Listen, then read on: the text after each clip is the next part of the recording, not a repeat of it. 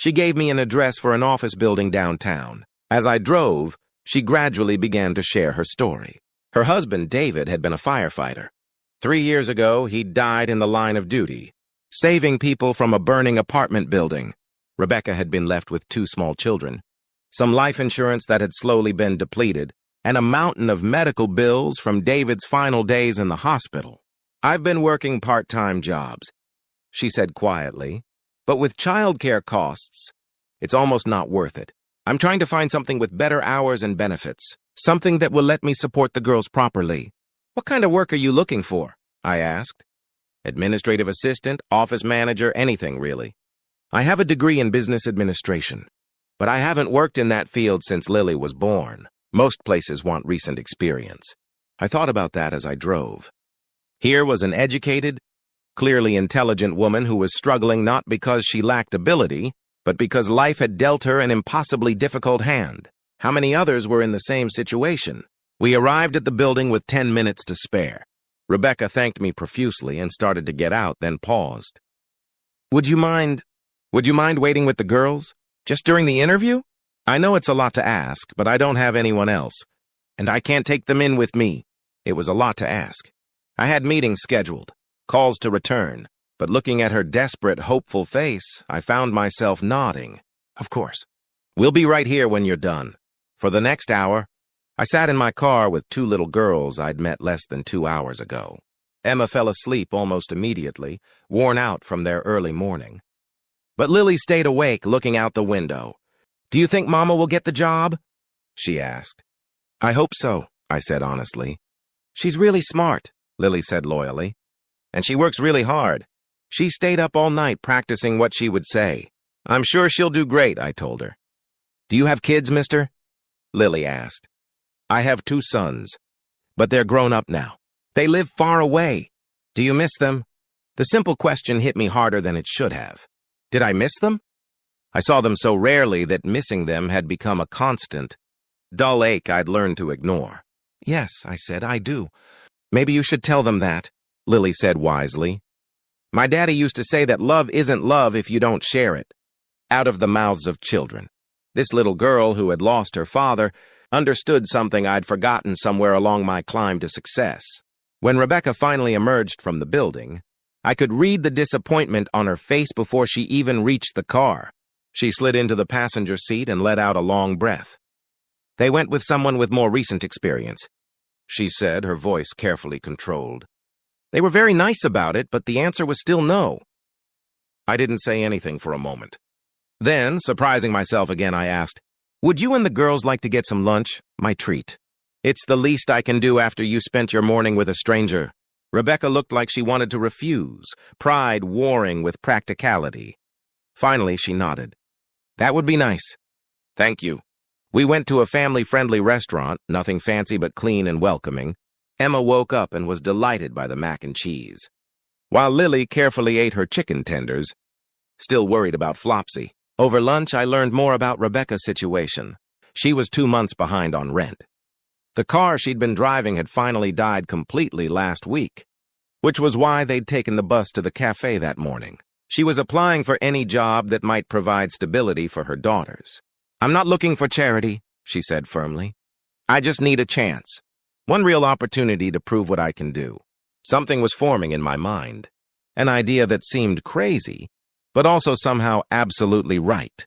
"What if I told you I might know of a position?" I said. "My consulting business has been growing, and I've been thinking about hiring an office manager, someone to handle scheduling, client communications, paperwork. It would be full-time with benefits."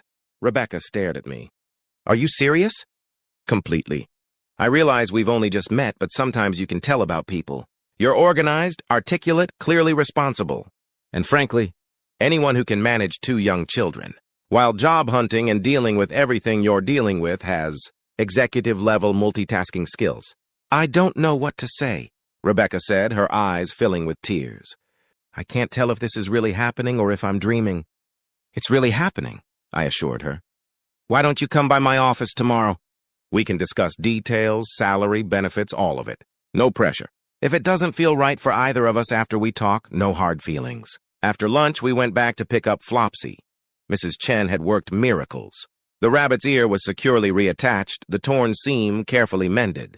Lily hugged the toy to her chest with such joy that even Mrs. Chen's eyes got a little misty. "Thank you," Lily said to me as we prepared to part ways. "Thank you for helping fix our last gift from Daddy."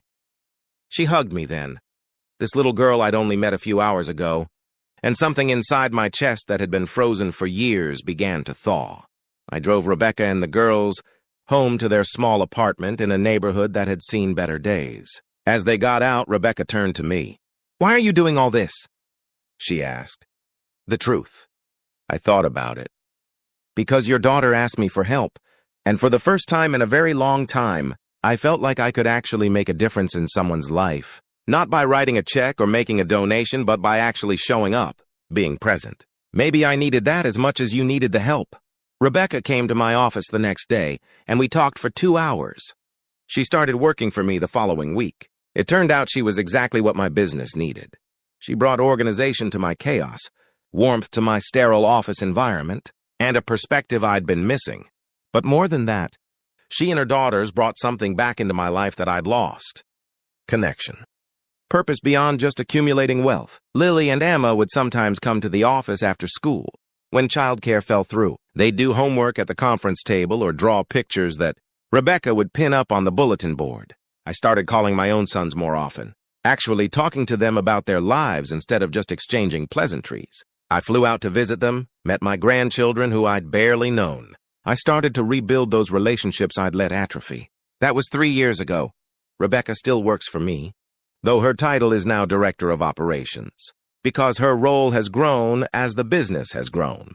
She and the girls moved to a better apartment, then eventually to a small house. Lily is 9 now and Emma is 6. Flopsy still sits on Lily's bed. A reminder of her father and of the day a stranger in a cafe decided to help. I'm not telling this story to paint myself as some kind of hero. I'm not.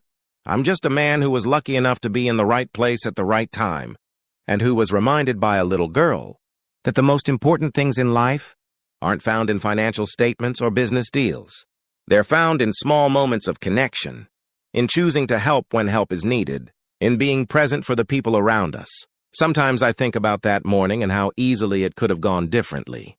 I could have told Lily no, that I was too busy, that her broken toy wasn't my problem. I could have gone back to my tablet and my coffee and my isolated life, and I would have missed out on one of the greatest gifts I've ever received.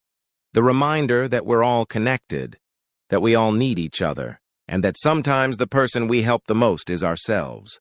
Lily's words that day changed everything. It was our last gift from Dad.